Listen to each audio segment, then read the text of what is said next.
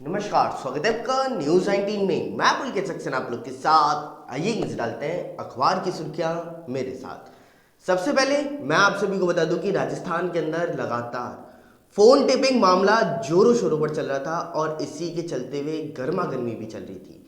कभी विधानसभा के अंदर गर्मा गर्मी देखने को मिल रही थी तो कभी विधानसभा के बाहर आपस में लोगों के बीच में गर्मा गर्मी देखने को मिल रही थी।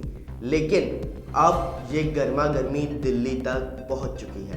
आप सभी को बता दूं, केंद्रीय मंत्री गजेंद्र सिंह शेखावत ने सीएम के ओएसडी और पूर्व एसीएस के खिलाफ में मामला दर्ज कराया है और कहा कि हमारा फोन किस आधार पर टेप किया गया यह हमें बताइए, क्योंकि फोन टेप करना गलत बात होती है। और इसी के चलते हुए शांति धारीवाल ने पहले ही सदन के अंदर कहा था कि अगर फोन टेपिंग मामले के अंदर सत्ता पक्ष का कुछ भी हाथ नजर आया तो मुख्यमंत्री अशोक गहलोत के साथ साथ हम सभी इस्तीफा देने के लिए तैयार हैं। और अब इसकी एफआईआर दिल्ली के अंदर दर्ज करवा दी गई है।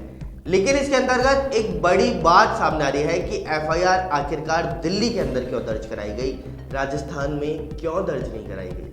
मैं आप सभी को बताता हूँ, एफआईआर दिल्ली में दर्ज कराने का मेन कारण है कि दिल्ली केंद्र शासित प्रदेश है और केंद्र शासित प्रदेश के अंदर वहां पे अभी बीजेपी की सरकार चल रही है और इस पूरे घटनाक्रम के अंदर अब कांग्रेस की सरकार जो राजस्थान के अंदर है वो फंसती हुई नजर आ रही है। साथ ही साथ एक बात और आप सभी को बता दूं कि राजस्थान के अंदर कोरोना वायरस अब लगातार अपने पैर पसार रहा है।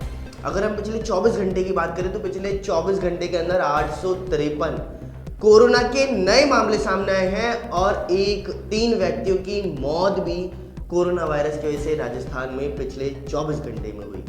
और वहीं साथ ही साथ आप सभी को बता दूं कि जयपुर के अंदर सबसे ज़्यादा 140 केस, उसके बाद जोधपुर में 124 केस और इन सभी के बाद में अभी राजस्थान के अंदर एक्टिव केसों की संख्या 5733 बरकरार भी है।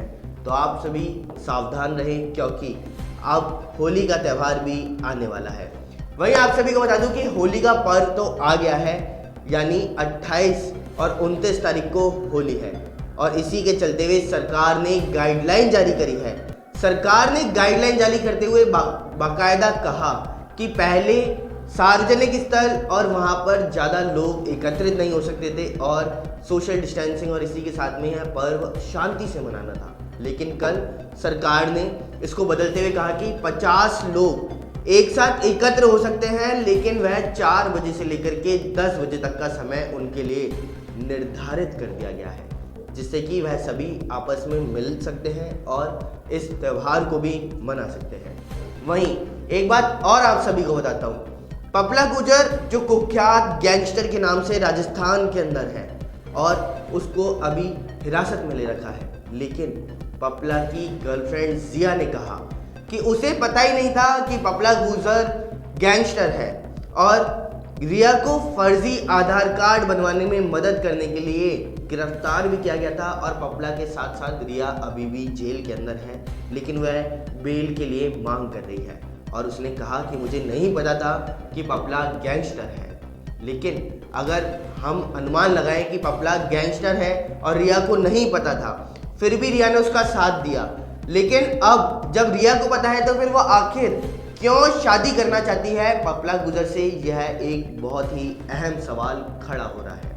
वहीं इसी के साथ साथ एक बात और आप सभी को बताता हूँ, भारत और इंग्लैंड इन दोनों के बीच में 3 वनडे की सीरीज खेली जा रही है।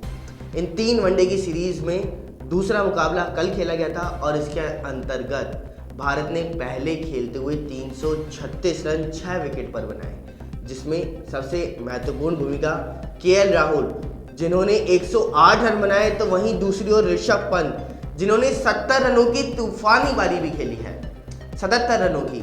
लेकिन इसी के साथ एक बात और आप सभी को बता दूं कि इंग्लैंड ने मजबूत बल्लेबाजी करते हुए भारत को धूल चटा दी है और इंग्लैंड ने 337 रन 4 विकेट के नुकसान पर ही बना दिए, जिसमें तूफानी बल्लेबाजी बेन स्टोक्स ने की है, जिसमें 99 रन बनाए और वह आउट हो गए, लेकिन मात्र 52 गेंदों का उन्होंने सामना किया है।